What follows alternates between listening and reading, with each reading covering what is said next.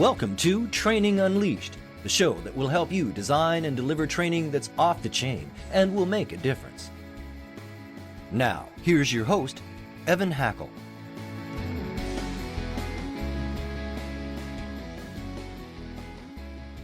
Hello, everyone, and welcome to what I think is going to be a really fun episode of Training Unleashed. First, let me thank my sponsors, C-Suite TV and C-Suite Radio. Without them, I wouldn't have a show. Really appreciate you. Today, I have with me Joel Zeff. He is a keynote speaker. He's an MC, a workplace expert, author, and humorist. And I just want to start off with sort of a funny little story about him, which is going to lead to my first question. So I do a survey with guests about what they want to talk about. And he said, I want to talk about the power of TADA. And I'm going, I have never heard of TADA. I have no idea what TADA. And then when he tells you, because I'm going to ask him to tell you what TADA is, when he tells you, you're going to go, oh, obviously that's what TADA is. So anyhow, Joel, what is TADA? It's ta-da, Evan. And frankly, you're the first person that's ever said to me, what is TADA? I'm like, I'm just going to end the podcast right now, Evan, if that's all right with you. Yeah. Ta-da, it's the power of ta-da. Like when you're a little kid, you know, and we have, mine are a little older, mine are teenagers. And if you'd like to say a little prayer right now, that's okay. But when they're little, everything's a celebration. When you're 3 and 4 years old, you eat a cheese sandwich, ta-da! You know, mom's like, oh, ta-da! You ate a cheese sandwich, and then your son or daughter, they ta-da back to you. And whatever positive support you give them, you know, it builds their confidence, and whatever activity they're doing, they're going to do more of it. And it gives them, it celebrates them, it gives them confidence. And as we grow older, we don't have those ta-da moments. And I think it's important that every day we have that moment, that ta-da, that celebration. You know, it's interesting you talk about this, because one of the things that I always like to talk to people about is the importance of enjoying the journey, right? Because people always say, I'll be happy when I get married. I'll be happy when I have kids. I'll be happy when I get this promotion. I'll be happy when I have whatever it is. If you're not happy in the process, you're not going to spend a lot of time happy. And to your point, if you're not having that ta-da attitude where you can celebrate little things. So let's take ta-da and bring it into the workplace. How do you actually take ta-da and make it part of a work culture? It's about celebrating those everyday successes. And it's also about, you know, being supportive, being positive. One of the things I always tell my audiences is every day when you go home from work, think about all the people that you had contact with, your partners, your customers, your team, your vendors, whoever you deal with. And did you give them that appreciation, that positive support? And more often than not, we forget, you know, time is, you know, we got a million things going on, we forget. And so the challenge there is when you go home from work, however you get home from work, go through the day, think about all the people you had contact with. And then tomorrow, celebrate them, give them that ta-da moment, tell them, thank you, I appreciate you. Thank you for listening to me. Thank you for those words of encouragement. Thank you for that support. Thank you for being a customer.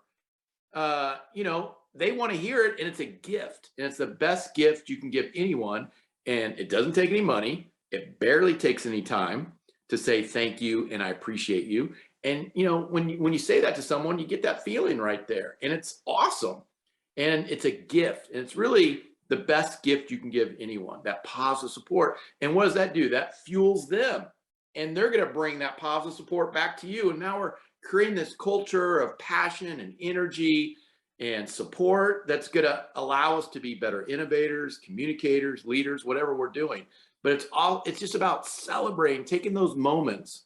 And, you know, most companies, Evan, as you know, they have their yearly awards banquet, and that's when they celebrate. And that's fantastic, but we've got to celebrate more. Every day there's something that we're doing that there's a ta-da moment that we have to celebrate. How do you self-ta-da? How do you ta-da yourself? Because I'll tell you, my experience in life is that I don't have a lot of ta-da people, right? I have people reporting to me, and they're not ta-daing me all that much. Yeah. I get a little ta-da from my family, but I don't get a lot of ta-da. How do I That's a great self-ta-da? question. And I said, you know what? If someone's not going to give you a round of applause, here's the deal, Evan. I'm lucky. I have a job where I get a round of applause, and that's pretty cool. Like nobody goes to their accountant. No, accountants don't get rounds of applause, right? Nobody goes, oh, that Excel spreadsheet. Woo! Wow. Nobody goes behind an IT guy and go, oh man, you coded today, right? There's no, I have an actual job where when I do my job, and I don't even actually have to do it well. People will still, I'm the speaker, I'm the guy on stage with the microphone. People are still going to applaud, right? I have a job, I do my job, I get a round of applause. So I tell my audiences, look, most people don't have a job where you get a round of applause. Show up for work, look around, and give yourself a round of applause. And you know what? The first time it might be a little uncomfortable, but I tell you what, you're going to feel good. And I have everybody in the audience, they all applaud, and they give the person next to them a round of applause. And once you start doing it, you're like, oh, this makes me feel, I'm all right. I get a little bump, a little bit of energy, just giving myself a round of applause. We have to make sure we celebrate. If someone's not going to celebrate us, we have to, as soon as we start the day, give ourselves a round of applause. So important. And Evan, I give you one right now, buddy. Well, thank you. I appreciate it. It's for that. I don't think that's a real conference room behind you. I think that's a photo. I don't think that's a real conference room. Yes, I'm going to give you a. Yes, I am Mr. Green Screen. It looks like a nice conference room. But a lot of people are listening and they have no idea. But if you go to C-Suite TV and search for Training Unleashed, you can actually see and check out Joel. I will comment that you have an amazing, absolutely vibrant picture behind you. It's fantastic. That's a friend of mine, an artist, Frankie Garcia III. I've got several pieces. Fantastic artist, absolutely excellent. I love the bold. Obviously, I don't know if you notice, I'm a little out there, I'm a little bold. Have you? I don't know if you have you picked that up, Evan? I can feel your energy from here. So I love the bold. His paintings and color and use of color is so bold and energetic, and it just I love it. I love it. Thank you. So I'd like to take a second and talk about company culture. To me, creating the right culture where people kind of get it makes a huge difference. And it seems to me I don't know you that well, but it seems to me that a lot of what you talk about is creating culture. So maybe talk about how companies can create a culture, and then bonus points if you could tie it into a learning culture. Sure. Every group that I've ever spoken to, and I've done 2,500 plus, every industries you don't even know exist. And they all want the same thing. They want opportunity and positive support. Now, we talked a little bit about the positive support, but they want opportunity. And when you put those two things together, it's amazing what people can accomplish. Unfortunately, those are the two things we don't get enough of, even though that's what we all want. And when we don't get those two things, we're not happy. Obviously, that's going to affect our culture. And those people are going to leave, right? They're going to go find their happiness. And I don't care there's always jobs, always. And so they're going to go work someplace else. And then we're going to rejoice. We're going to go, yay, because those people that left, their attitude changes. They turn into bye-bye people, right? Bye-bye people, bye-bye. Bye-bye people don't care about the goal, brand. I can't tell you how many times in my life that I've let somebody go and been thanked by everybody. And it's like, I'm the last to know. Yeah, you've let go a bye-bye person, right? Yeah. And bye-bye people don't care about your customers, anything. They walk among us. We've all met them. I mean, Evan, it's a perfect example. But you know what? Sometimes those bye-bye people, they want something. They want opportunity. They want positive support, right? And when you put those two things together, that's what people want. And we as leaders, and I know your audience, primarily trainers, HR, we have to create that culture where we give each other opportunity and positive support. Now, what is that opportunity? Everybody wants something different. Positive support, that's easy. It's the same. We all understand that. But opportunity, you know, Evan, you want something, right? You know, maybe it's a different role, more responsibility, more creative, you know, bandwidth. Maybe you want to go to a conference or training. I don't know what's in there. You know, we all want more money. That's a given, but that happiness only lasts to the next paycheck. What we want is going to fulfill us. That's what we're looking for. And when we create that opportunity, when we create a culture where we're giving each other opportunity, people are going to want to stay. They're going to want to work. You know, we constantly, I mean, that's the big story, right? Everybody's, you know, the great resignation, and people are leaving, and they're leaving the workforce. No, they're leaving you. And people have to understand there's plenty of opportunity out there. And why spend time working for somebody or working in a culture that's not going to give them happiness? Now, they might not be able to verbalize what it is they want, but in the end, it's going to be positive support and opportunity. And what is, you know, that opportunity is many, many different things. And if they don't get those two things, they're going to leave and they're going to go find it someplace else. And I love the term opportunity because that's what training is, right? Training is the tools to give somebody the opportunity to succeed, either to do what they're doing better or to do something new that they've never done before. Right. Build their skills. Build their skills. And companies that can tie training to outcomes so that the person sees why this makes sense is really powerful. And then if I can tie everything you're saying into it, training has to give people the ta-das, and not after you finished a 6-month training program, but as you go along in that training program, you got to be ta-daing them and sharing with the world their success, their progress. People Makes respond a huge... to that. Yeah, people respond to that positive support. And, you know, we've all been, you know, I go back to my background. I started as a journalist, and then I went into advertising and marketing, but I started doing improv comedy back in 1993. And so much of what I take is learning about improv and then playing those improv games with thousands and thousands of audience members of you know, the events that I speak at. And they all make certain choices. And I'm creating like a little mini culture when I bring some audience volunteers up to the stage, a little mini culture. And I'm giving them constant positive support. And what do they give back to me? They're more productive. They're a better leader. They're a better communicator. They're funnier. They're more creative. And that's the culture that companies have to create, because those big ideas, those little ideas are going to turn into something special. And you want to give that accountability, that ownership to your team, right? And when you create accountability and ownership as part of a culture, and that's what I do when I bring people up to do an improv game, it's their game. I'm going to tell them how to do it, but you know what the parameters of the game, but they're going to make their own choices because they're going to have ownership. So Joel, I love improv, and I love going to improv.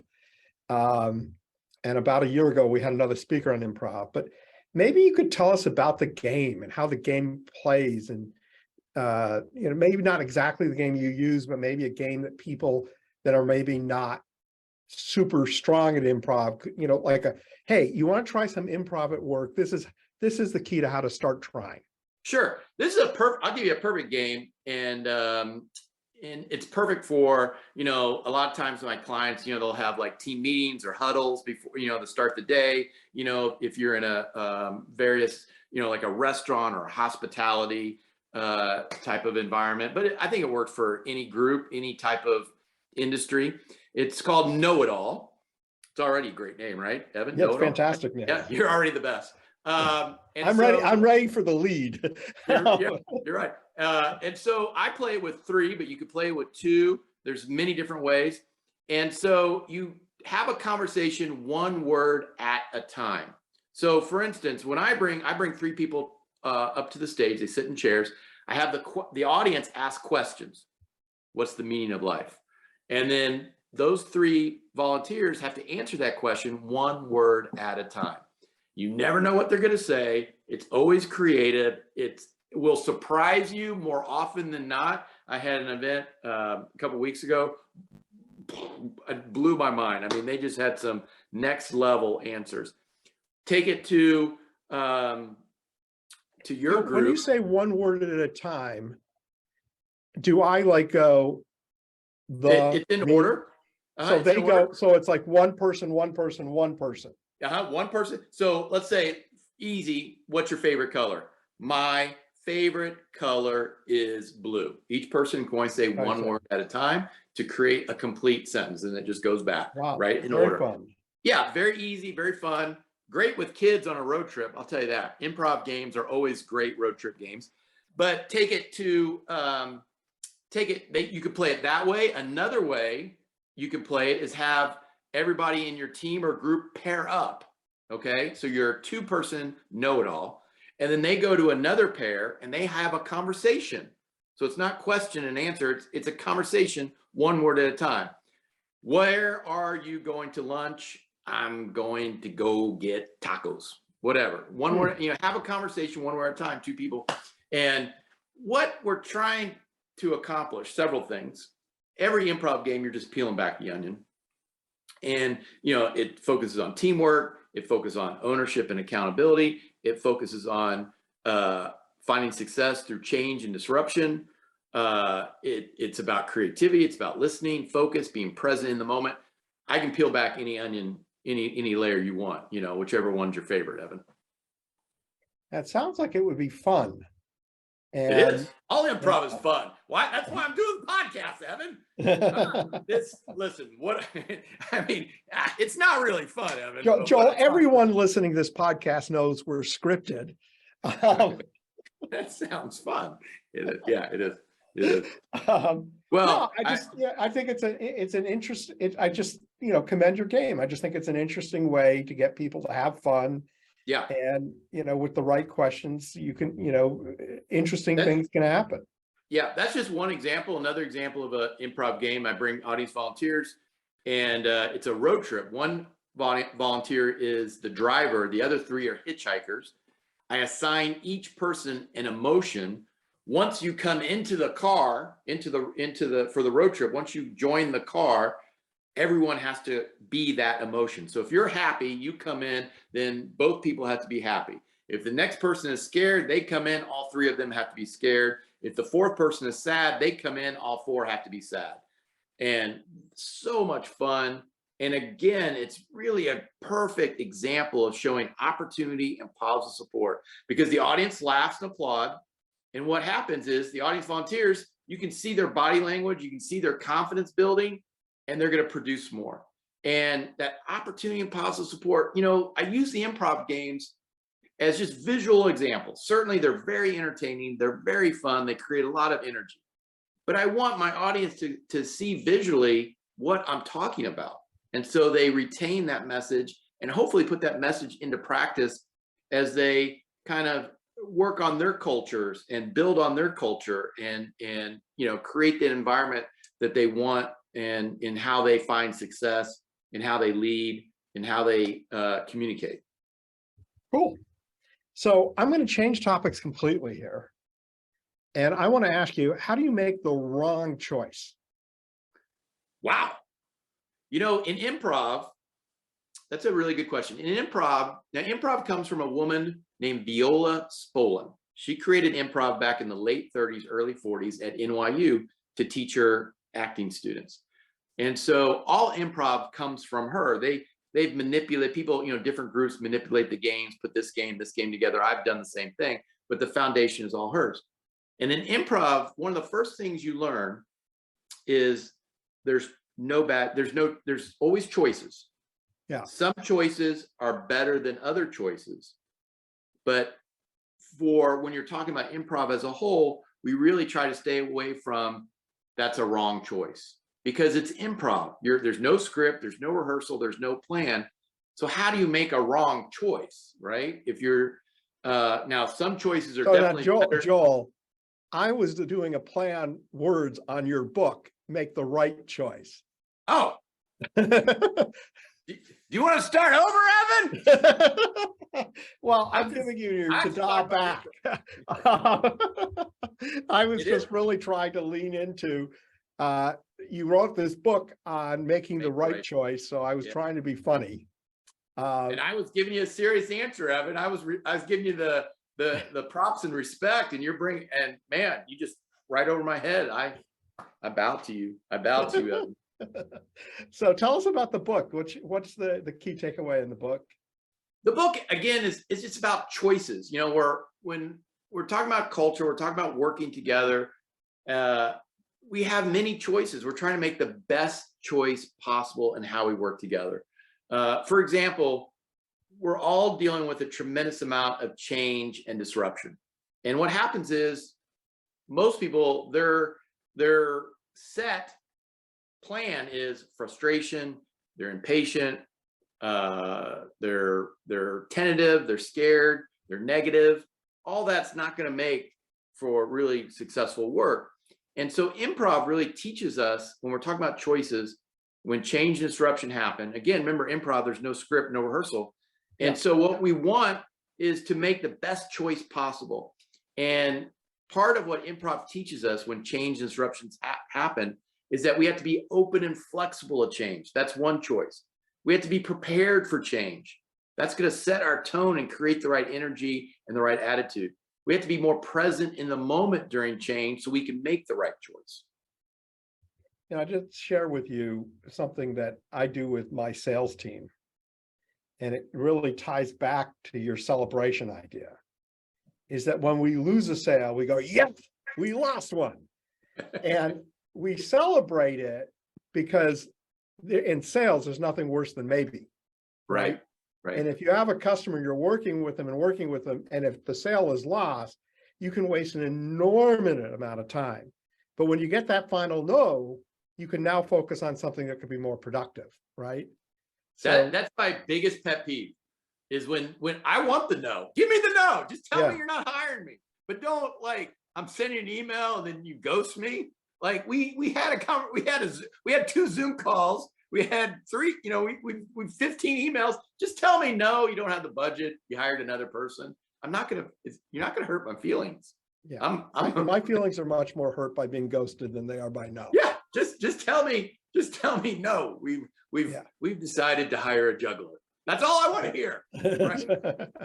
So Joel, I've enjoyed the conversation. You're full of energy, and it's a lot of fun. I am sure our listeners want to know more about you, what types of things that people hire you for, who are your ideal clients, and how to reach you. So please do share. The best way, obviously, is my website, joelzeff.com. Pretty easy. We're gonna say it over again though, because people are listening. So we're going to be respectful. Yeah, I'll even spell it. JOEL, Z as in zebra, E, F as in Frank, F as in Frank.com. And that you can get to all my other links. You can also, you can find me on Facebook. Put a V in front of Joel Zeff. There's 3 of us, Evan, on Facebook. There's me. There's Brazilian Joel Zeff. It's all in Portuguese, so I'm not sure what he's doing. And then there's Rabbi Joel Zeff. So pick accordingly on Facebook. And then on LinkedIn, again, you can find me on LinkedIn, and I post lots of videos and articles. And you asked what people would hire me for. I've done almost 2,500 in that neighborhood, 2,500 events of all different industries. I love it. I bring the ta-da and that energy. I use improv games to talk about opportunity and positive support, staying in the game, being a great teammate, leadership, being present in the moment, finding success through change and disruption, using the improv games to create fun and energy and laughter. And sometimes clients just hire me for the improv game. Just say, I got a client in December, and they're like, it's an evening event. They're like, we're going to play games. If you want to give a little bit of message, but we're here for the fun and entertainment. And I'm all about that because there's no better way to spend an hour than laughing and having fun with your peers and your colleagues and your teammates. I mean, that creates such a level of respect and camaraderie and just energy that I love. I absolutely love. Anybody listening can tell the energy you would bring to a room. I have no doubt you would. I didn't even have coffee today. I had a little iced tea. I didn't even have coffee today yet. I haven't even had lunch, Evan. You're my lunch hour. Joel, I know you have an offer. Please do share that with everyone. Yeah. If they send me an email, I will come to their house and do lawn work for an hour. That's good.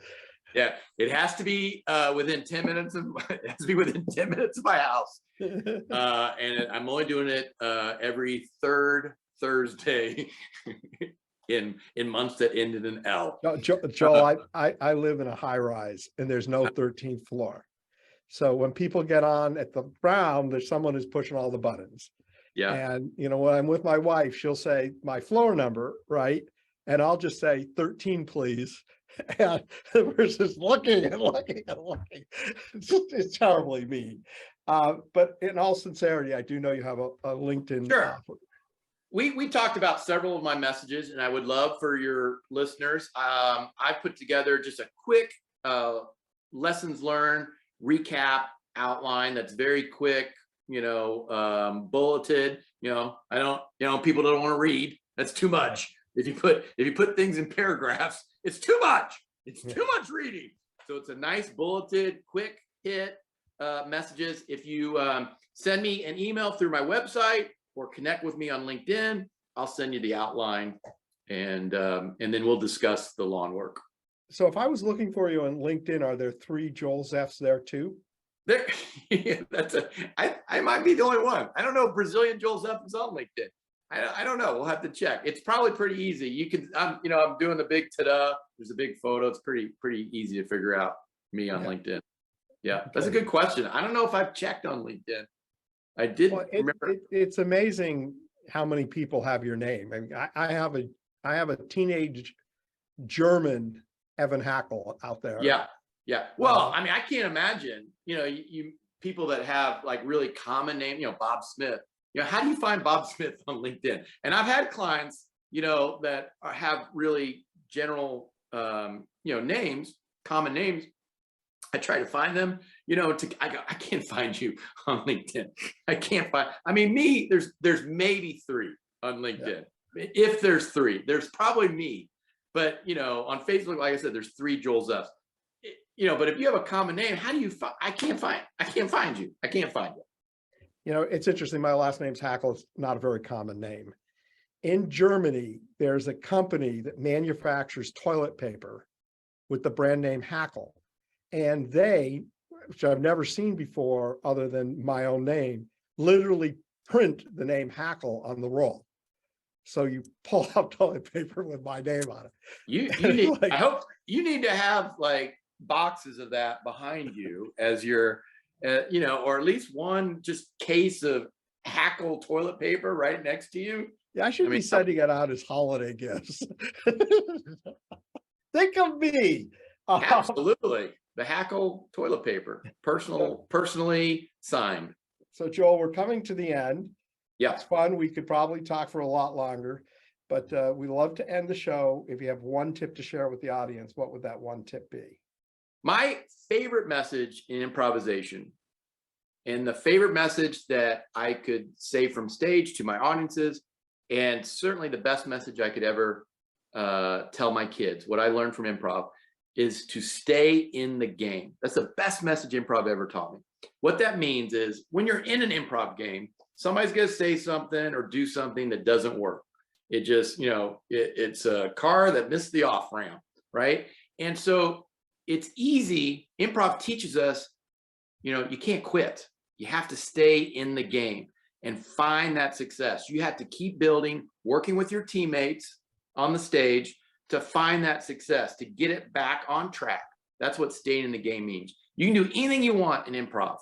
You can be loud, you can be quiet, you can be funny, not so funny, you can be creative, you can be a leader, a follower. It all works.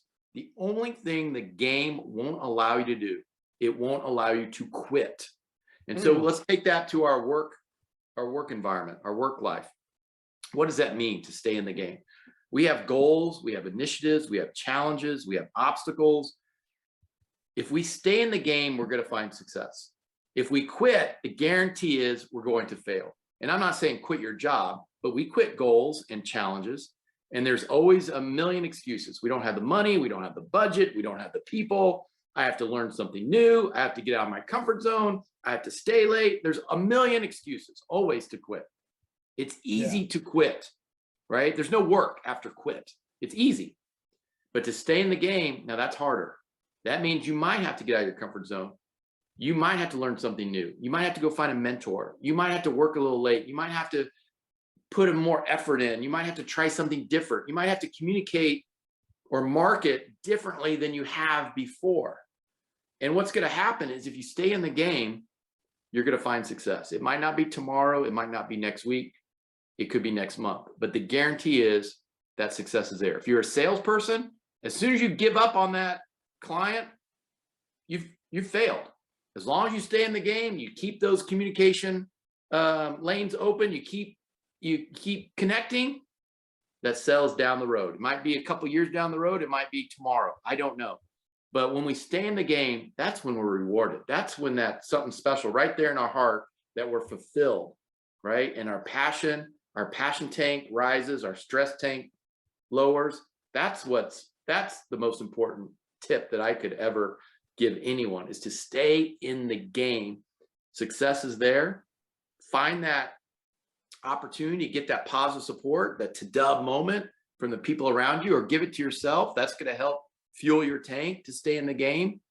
Find that mentor, make the choice, create that opportunity, be more present, be more open and flexible to change.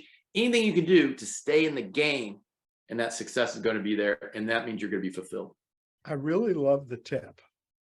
And as I sit here and I listen to the tip, if you committed to staying in the game, you don't constantly challenge yourself to like, do I want to be in the game? Right. Because when you constantly, should I keep doing this? Should I do it? You create negativity.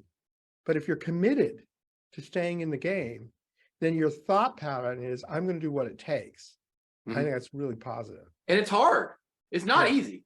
If it was easy, it's not worth doing. Easy is easy, right? Nobody celebrates easy, right? You're not fulfilled from something that's easy.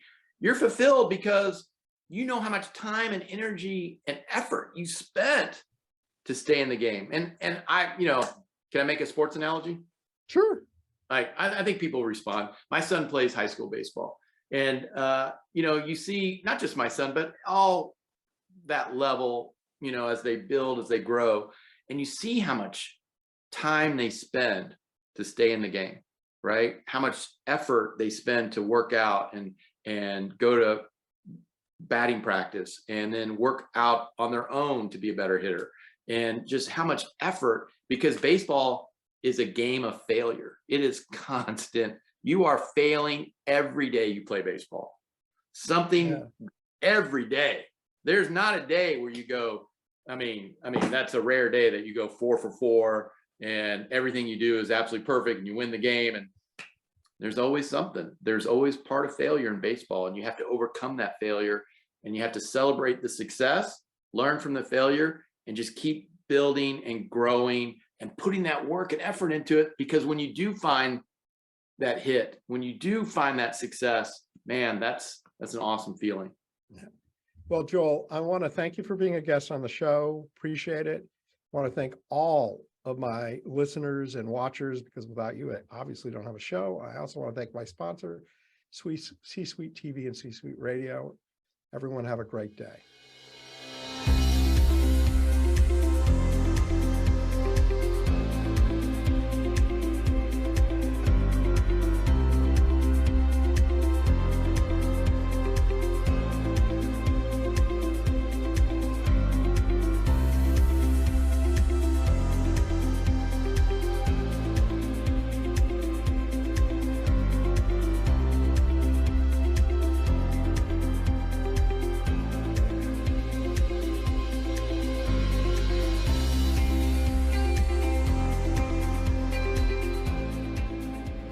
Training Unleashed is brought to you by Tortal Training, specializing in e-learning and interactive online training solutions for corporate, government, nonprofit, and franchise organizations. Tortal makes effective training easier. Just go to tortal.net to gain access to real-world tools that can make a difference. That's tortal.net. Tortal, Tortal.net.